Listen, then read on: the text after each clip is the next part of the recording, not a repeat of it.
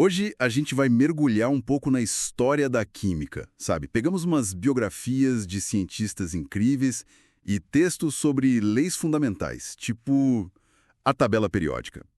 A nossa missão aqui é extrair o que tem de mais importante, talvez até surpreendente dessas fontes. O foco são as descobertas que moldaram o mundo e as histórias por trás delas. Ok, então, vamos começar a desempacotar isso.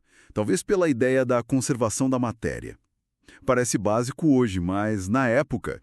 Aí entra o Antoine Lavoisier, chamado de pai da química moderna. Aquela frase famosa: na natureza, nada se cria, nada se perde, tudo se transforma. Lei da conservação da massa. Mas por que isso foi tão revolucionário? Olha, é fascinante porque Lavoisier não só falou, ele provou, e com uma precisão, assim, inédita para o século XVIII. Pensa naquele experimento da combustão do enxofre num sistema fechado. Ele mediu tudo, sabe? Antes e depois. E mostrou que a massa total não mudava. Ah, entendi. Isso foi um baque para umas ideias mais antigas, né? Com certeza. Quase místicas, eu diria. Ele estabeleceu a química como ciência quantitativa e sobrou a base para balancear reações, para a estequiometria. Para saber exatamente quanto de cada coisa entra e sai numa reação. Exato. Fundamental. E essa coisa de medir tudo levou ele a tentar organizar os elementos, certo? Ele listou 33 substâncias simples lá em 1789. É engraçado que tinha luz e até calórico na lista. Pois é. E isso mostra bem como o conhecimento vai evoluindo, né? Ele estava mapeando o que se sabia na época. Mesmo que algumas ideias depois fossem descartadas. Claro, mas foi um primeiro passo super importante para tentar, assim, botar ordem na casa. E essa busca por ordem, aí a gente chega em Dmitri Mendeleev. E aqui a história fica boa mesmo. Em 1869, ele tinha 63 elementos. Organizou por peso atômico, mas o genial foi deixar espaços vazios. Isso, ele não só deixou os buracos, mas ele previu as propriedades dos elementos que iam ali, tipo o ECA-alumínio, que virou o galho. E o ECA-silício, que depois acharam e era o germânio. E as previsões foram muito precisas, né? Incrivelmente precisas. Foi um ato de coragem científica, sabe? Uma visão. Ele transformou a tabela, deixou de ser só um catálogo. Virou uma ferramenta para prever o futuro da química, de certa forma. Exatamente. E vale lembrar do Lothar Meyer na Alemanha. Ele estava chegando perto em ideias parecidas. Mostra que a ideia estava meio que no ar. Mas as previsões do Mendeleev realmente se destacaram. Ah, sim. A audácia dele foi marcante. E a tabela não parou aí, claro. Continuou evoluindo. De jeito nenhum. Aí entra o Henry Moseley, já no século XX. Foi fundamental. Ele usou raio-x. Ah, a espectroscopia de raios-x. Isso.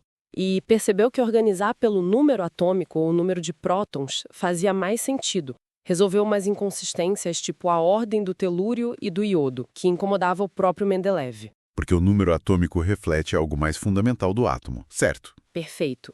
Deu uma base teórica mais sólida para a periodicidade toda. Falando em desvendar a estrutura fundamental, isso nos leva direto para Marie Curie. Uma figura, assim, única. Quase sempre a única mulher nas listas dos grandes cientistas.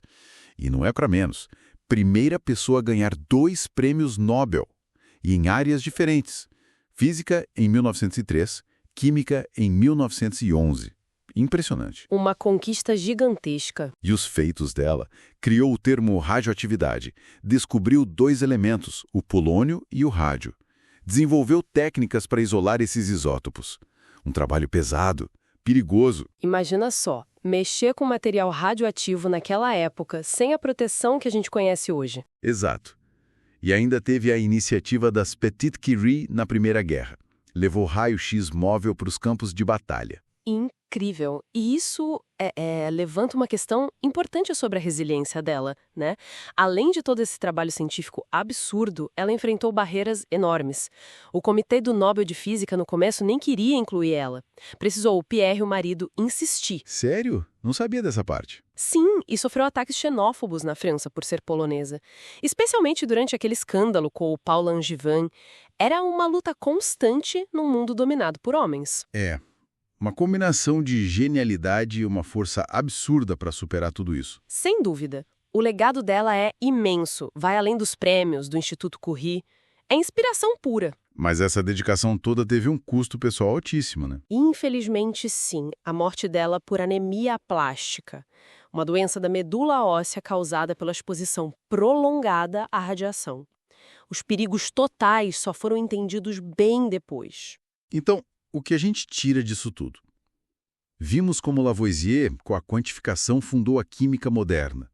Como a tabela periódica virou esse mapa poderoso com Mendeleev e Moseley. E a jornada da Marie Curie, ciência radical e perseverança. É uma bela síntese. E, para deixar um pensamento final, algo que conecta direto com o trabalho dela de um jeito quase assustador. Os cadernos de laboratório da Marie Curie, sabe? Sim, e até o livro de receitas dela.